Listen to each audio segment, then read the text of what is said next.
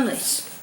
Eu fiz esse vídeo pensando em contextualizar a carta do Pero Vaz de Caminha, historicamente e em termos de literatura. Houve alguma confusão com relação aos exercícios em função de se saber exatamente onde se localizava essa carta em relação ao contexto histórico.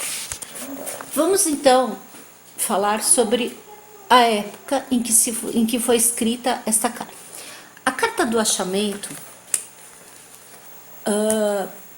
do Pero Vaz de Caminha foi escrita por ordem do rei de Portugal, Dom João, que pediu para que fosse um escrivão na Arcada do Cabral para relatar, porque não tinha internet, e-mail, selfie. Então, esse escrivão iria escrever como era a nova terra, certo? E mandar para o rei de Portugal. Nós estamos falando em 1500, um dia que não é comemorado. 22 de abril de 1500, a porta nas praias do Brasil, a nau com toda a esquadra do Camões. Nesse dia há um contato dos portugueses, cultura europeia, branca, com os indígenas moradores do Brasil, os moradores originais do Brasil. Retomando, carta de Pero Vaz de Caminha. Aqui a gente pode ver os navios, o navio, um mapa, né? Que era um mapa mais rudimentar do que é hoje. Eu vou aproximar um pouquinho. Um mapa das Américas, século XVI. O que aconteceu no Brasil antes do século XVI? Nós temos estudado no primeiro bimestre sobre a era medieval, o trovadorismo, certo? O trovadorismo, ele começa supostamente no século II. Então, em Portugal, na Europa, porque Portugal ainda era a Península Ibérica, Espanha mais Portugal. Então, no século XII, nós temos, até o XIV, nós temos o trovadorismo. No Brasil, nas Américas, não tem nada. Por que não tem nada? Porque não veio uma civilização, não veio uma cultura escrita. É claro que já existia população, existia, mas não existia uma cultura escrita registrada. O trovadorismo, cantigas de amor, de amigo, de escárnio, de maldizer, é outro assunto. Continuando, até o século XIV tem-se o trovadorismo. Depois disso, nós temos o registro do humanismo. Humanismo, século XV. Fernão Lopes, Gil Vicente, certo? Século XV. Brasil, nada. Século XVI. Bom, era clássica para a Europa, na qual inclui-se Portugal. Renascimento, século XVI.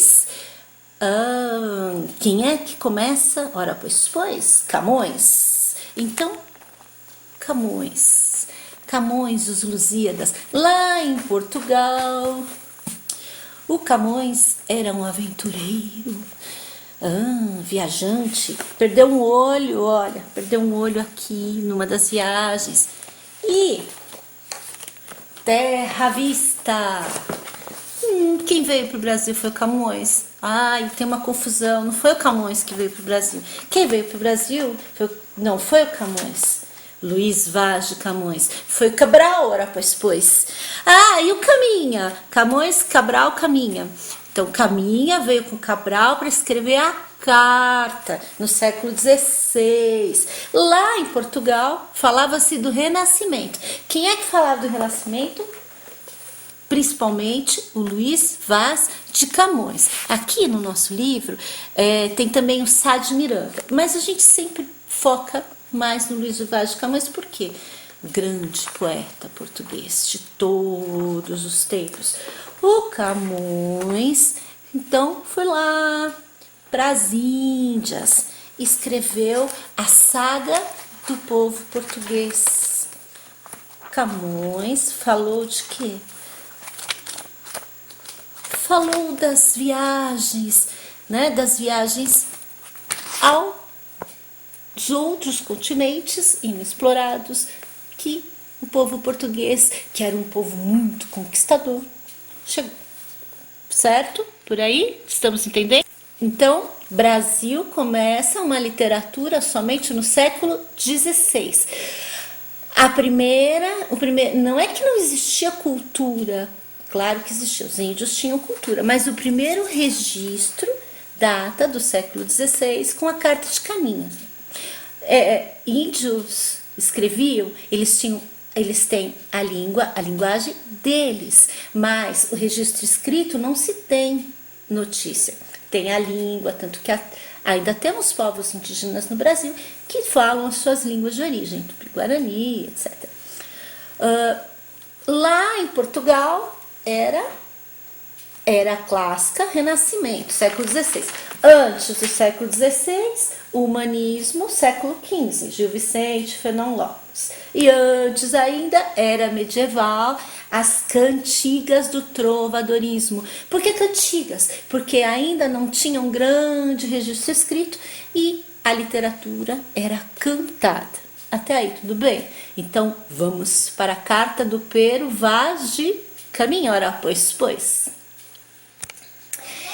Existe um termo chamado quinhentismo. Então, quando eu passei o texto para vocês, eu falei do quinhentismo. Vamos lá.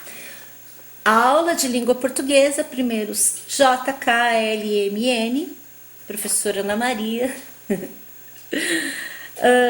Quinhentismo é o nome dado para o período em que manifestações literárias que surgiram durante o período do descobrimento do Brasil, no início do século XVI, evidenciavam as características nativas dos países descritas pelos viajantes europeus.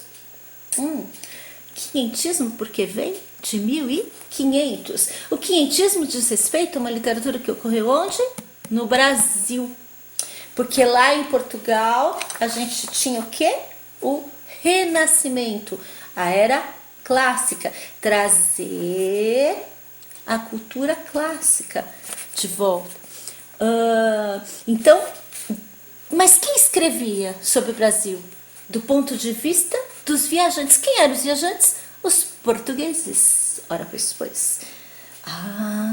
Estamos entendendo.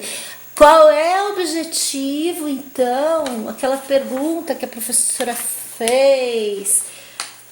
Qual é o objetivo que eles tinham aqui? Os hábitos. É saber como viviam o povo nativo. Para saber como poderia, né? Vamos continuar. O quinhentismo, então, tem as características informativas, quer dizer, uma literatura de informação. Informa, mostra, traz a cultura, como era a cultura portuguesa, para a Europa. Qual foi o choque? Olha aqui, ó, que eu passei.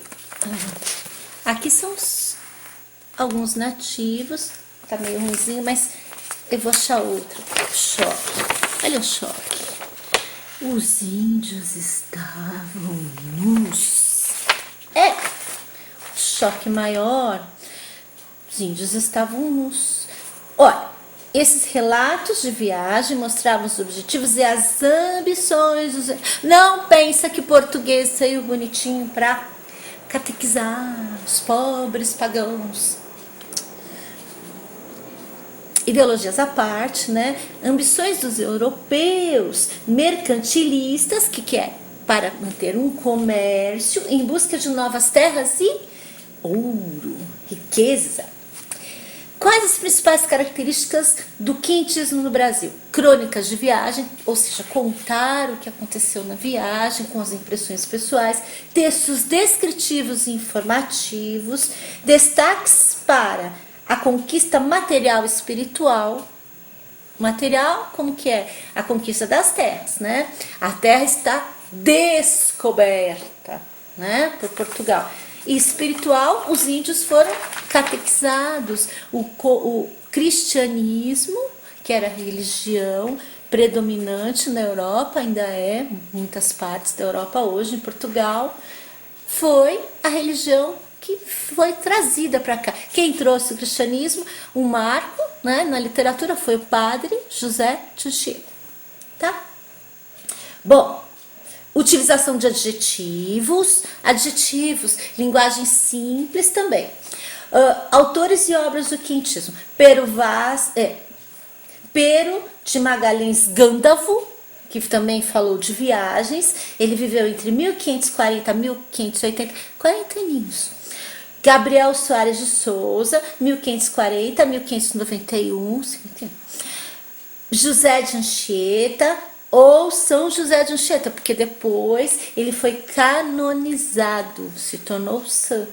1534 a 1597. Olha, ele viveu mais, ele viveu 63 anos. Foi um padre jesuíta espanhol, santo da Igreja Católica e um dos fundadores da cidade de São Paulo. E o Pero Vaz de Caminha, onde entra? Olha, tem aqui uma data aproximada, 1450 a 1500. Então quer dizer que ele deve ter morrido na viagem.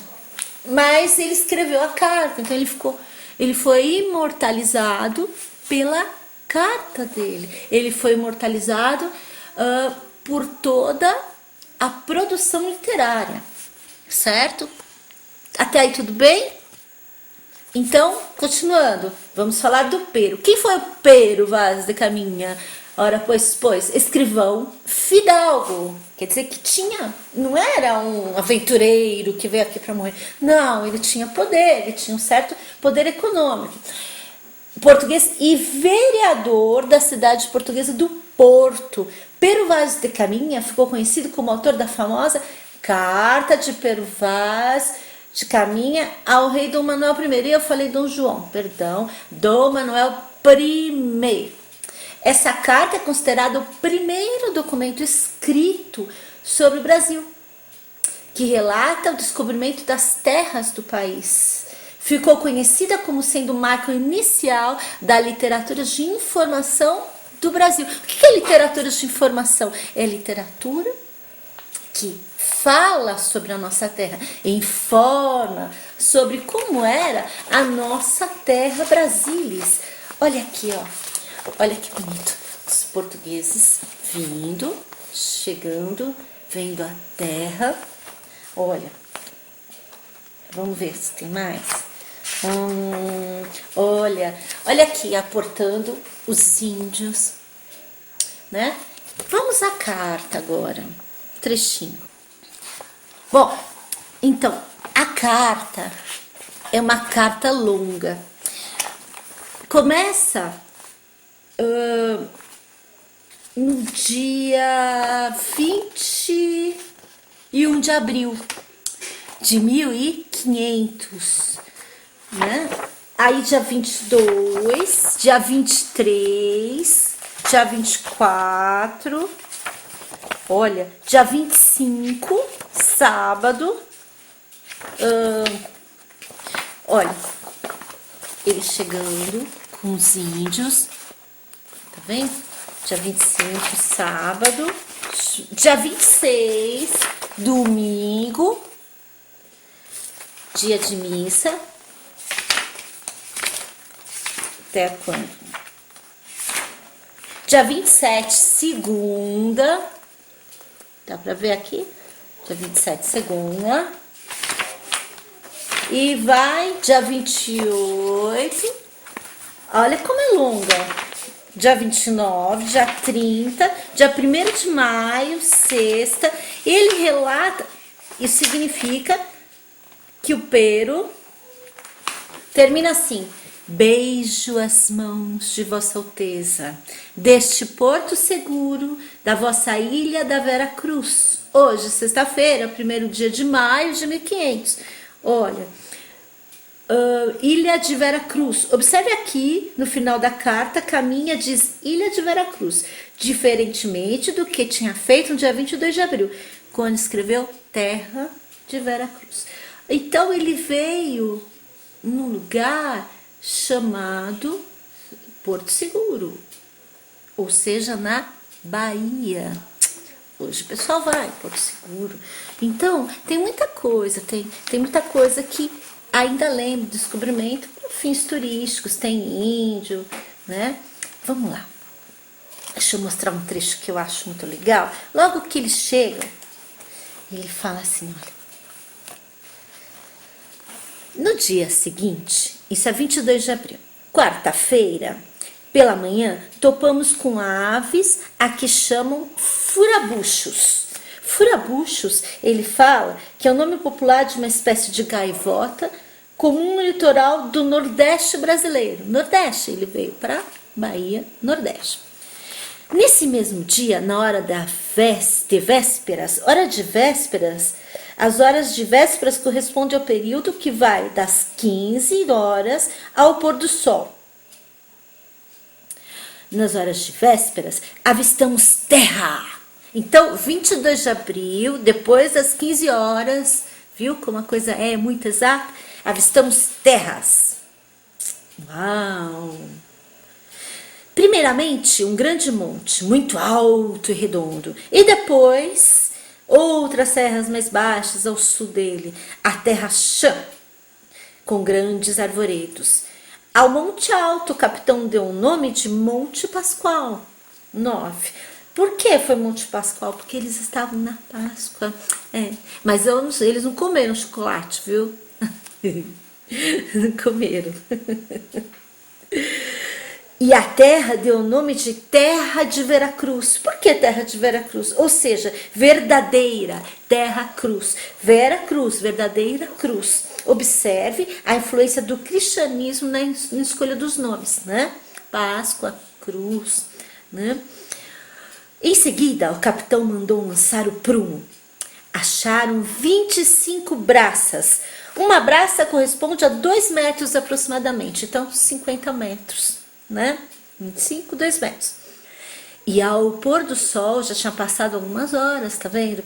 3 horas ao pôr do sol, estando distantes da terra cerca de 6 léguas, lançamos âncoras em 19 braças, ancoragem limpa. Ali permanecemos toda aquela noite. Então ele está falando de muitos adjetivos aqui, né? Se vocês podem ver, descrição e adjetivação. Olha, ancoragem limpa, 6 léguas, grande monte, certo? Furabuchos, que chamam de furabuchos. É muita descrição, muita nomenclatura nova. Cabral chegou com a esquadra e nela estava o nosso querido autor, o Pedro. Olha, aí a gente pula para o dia 23 de abril. Então eles chegaram no final da tarde. Na manhã seguinte, 23 de abril, quinta-feira, eles encontram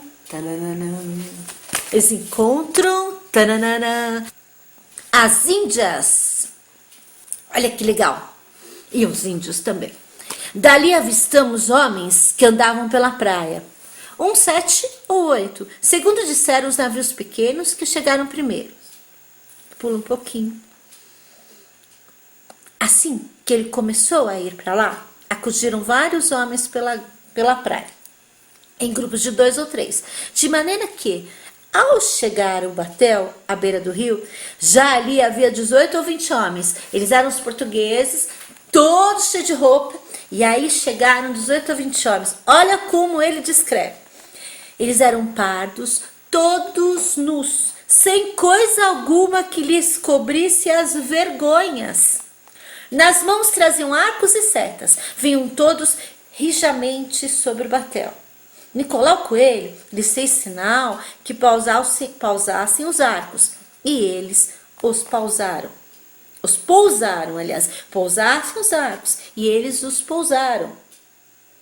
Nicolau Coelho era um dos mais experientes navegadores da frota. Esses homens eram índios da tribo Tupiniquim. Observe que os portugueses são recebidos amistosamente. Bastou o coelhão dar um sinal e os índios largaram as armas delicadamente. Mas ali não foi possível ouvi-los, por causa do grande barulho das ondas que quebravam na praia.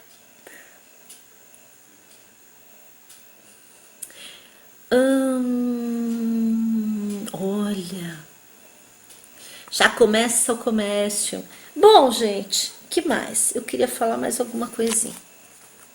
Tem uma parte que é interessante. Deixa eu pegar aqui. Então, pulando mais umas 2 páginas, já no dia 24 de abril, sexta-feira, então ele começa. Olha aqui, que bonitinho. Tribo Tupiniquins. Tanto que até hoje se fala que o brasileiro é o Tupiniquim. Verdade. A feição deles é parda, um tanto avermelhada, com bons rostos e bons narizes. Bem feitos. Andavam nus, sem nenhuma cobertura. Não fazem a menor caso de encobrir ou mostrar as suas vergonhas. E nisso tem tanta inocência como em mostrar o rosto.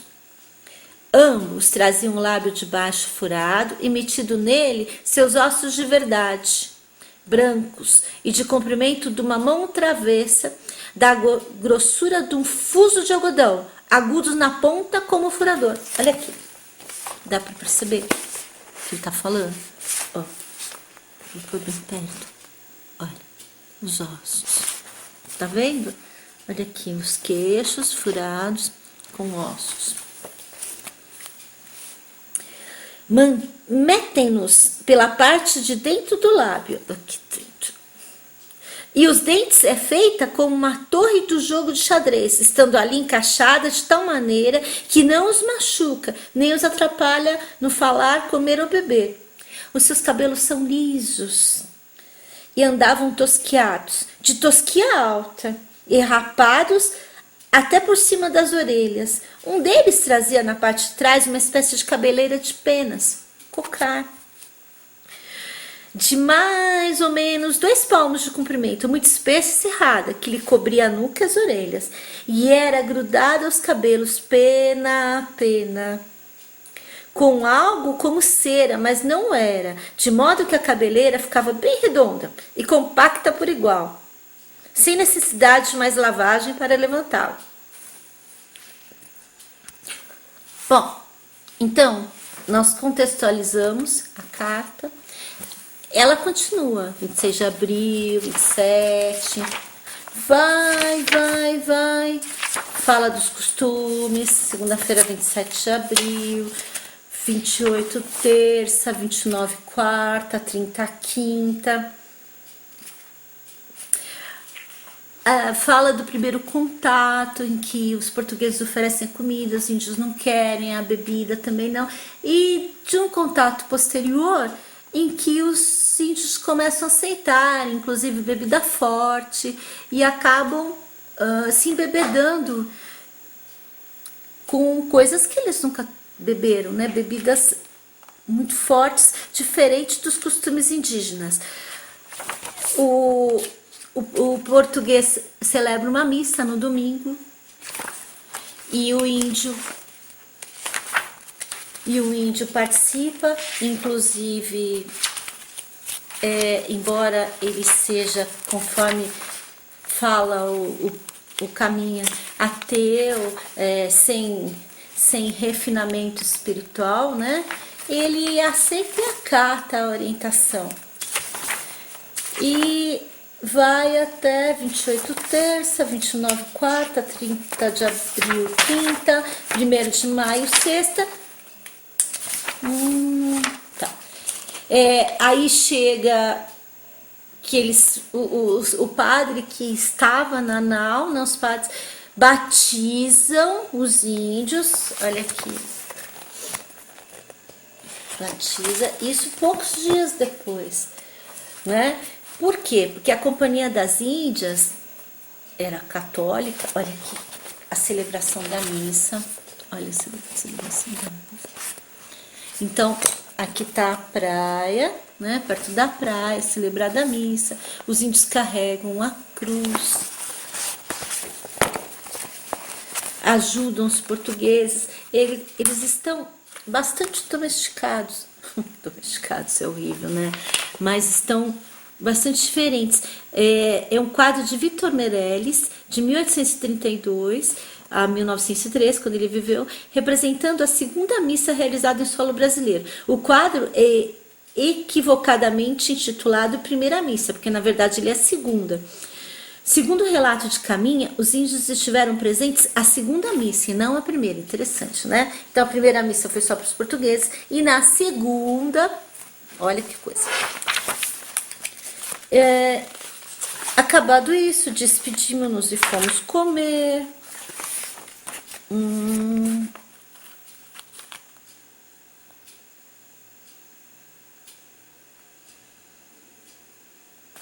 Olha só. Porém, olha que bonito que ele fala lá no finalzinho, né? Olha, as águas são muitas, infindas, e em tal maneira graciosa que, querendo se aproveitá-la, dar-se-á nela tudo por causa das águas que tem. É uma descrição empolgada de Caminha que reforça a visão do Brasil como uma espécie de paraíso terrestre. Porém, o melhor fruto que dela se pode tirar, me parece, que será salvar essa gente. E esta deve ser a principal semente que Vossa Alteza nela deve lançar. E que não houvesse mais que ter aqui esta pousada para navegação até Calicut, isso bastaria. Quanto mais disposição para se nela cumprir e fazer o que Vossa Alteza tanto deseja, a saber, o acrescentamento da nossa santa fé. Acrescentar a nossa santa fé, levar a fé cristã, a fé católica para os índios. E desta maneira, Senhor, dou aqui a Vossa Alteza conta do que nesta terra vi. E perdão se me alonguei um pouco, 10 dias de carta, pois o desejo que tinha de tudo vos dizer me fez ser assim minucioso. E pois que, Senhor, é certo que tanto neste cargo que tenho, como em qualquer outra coisa que for de vosso serviço, Vossa Alteza, há de ser por mim muito bem servida. Peço que, por um favor especial, mande vir da ilha de São Tomé a Jorge de Osório, meu genro, pelo que ficarei muito grato. 62. Esse pedido de Caminha foi atendido pelo rei, ao saber que Caminha tinha sido morto durante o ataque dos árabes à frota de Cabral em Calicut, em 1501. Então ele viveu de 1500 a 1501 no Brasil. Dom Manuel perdoou Jorge de Osório e o nomeou escrivão. Perdoou, já é uma outra história. Observe que aqui, no final da carta, Caminha diz Ilha de Veracruz, tal, é diferente do que foi, né? Então, beijo as mãos de Vossa Alteza, deste porto seguro da vossa ilha de Veracruz, hoje, sexta-feira, 1º dia de maio de 1500. Ou seja, 1º dia de maio de 1500, o Caminha encerra a carta. Bom, então, diante disso que foi explicado, tem algumas questões que eu mandei para vocês. 4 questõezinhas só. 1. Ao ler a carta acima, podemos deduzir que o seu autor, quem foi o autor, mencionava o parecer e costumes de que civilização que morava no Brasil, na terra de Santa Cruz. Justifique um trechinho. Com relação ao trecho, porém, a terra em si é de muito bons ares. O que se pode inferir deste local? De onde se falava? Para quem possivelmente interessaria este relato? Já sabem, né? Para o rei, falava-se de quem? 3. Nem mostrar suas vergonhas é um ponto de julgamento do autor da carta. Quais os hábitos e costumes religiosos e sociais foram colocados em evidência no trecho? Justifique a sua resposta. Olha, andavam nus sem nenhuma cobertura, nem estima nenhuma coisa cobrir, nem mostrar suas vergonhas. Mostrar o quê? O que é as suas vergonhas? Vocês sabem muito bem que são as suas vergonhas. E estão acerca disso com tanta inocência como tem em mostrar o rosto. Para eles era comum. Vamos supor, todo dia é dia de índio, dizia a Rita Lee. Todo dia era dia de índio. Era. Todo dia o índio fazia o que queria. Chegou o português, ora pois, e fez o quê? Pôs em evidência as suas vergonhas, pôs em evidência a cultura em contrapartida à cultura europeia. Porque quem era o dominante? Aquele que vinha com poder, com armas, com riquezas para dominar a terra. Pesquise fatos 4 sobre a carta de Pero Vaz de Caminha e responda. Em que data foi escrita? Bom. A quem ela se referia? C. Quais as razões para o autor utilizar uma série de adjetivos e descrições na carta? E D. Retire da carta 3 adjetivos e 6 substantivos. Facinho? Molezinha? Então tá, bom trabalho. Até segunda, vocês me mandem isso por e-mail. anamassa2@gmail.com. Tá bom? Curte o canal e compartilhe para os amigos, os colegas que não estão no grupo e continue assistindo, que a gente vai fazer mais aulas sobre isso para esclarecer vocês. Muitas saudades, fiquem em casa, um beijo bem grande para vocês. Tchau, até a próxima.